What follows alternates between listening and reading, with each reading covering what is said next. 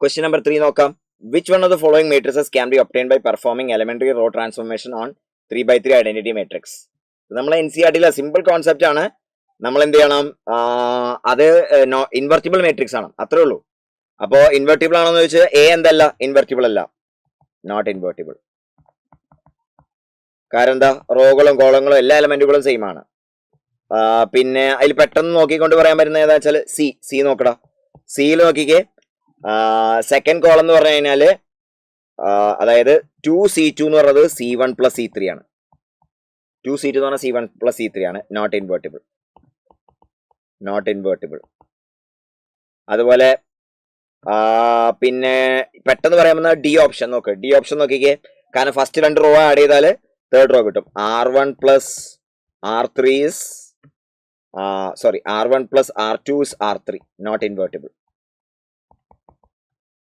അപ്പോൾ ബോക്സ് തന്നെ ആയിരിക്കും ആൻസർ വരുന്നുണ്ടാവുക. ബോക്സ് നമുക്ക് പെട്ടെന്ന് ഡിറ്റർമിനന്റ് ഒന്ന് ചെക്ക് ചെയ്ത് നോക്കാം. 1 1 1 2 3 4 1 2 1. ഓക്കെ, അപ്പൊ 1 × 3 - 8 -1 × 2 - 4 +1 × 4 - 3 എന്ന് വരും. സോ അത് -5 +2 പിന്നെ +1 -3 എന്ന് വരും. നോൺ സീറോ ആണ്, -2 എന്ന് വരും കേട്ടോ, -2 എന്ന് വരും. ഡിറ്റർമിനന്റ് 1 തന്നെ വരണമെന്നില്ല കേട്ടോ, 0 അല്ലാത്ത നമ്പർ വന്നാൽ മതി, വേറെ പ്രശ്നമൊന്നുമില്ല. So the answer is box. Box is the right answer.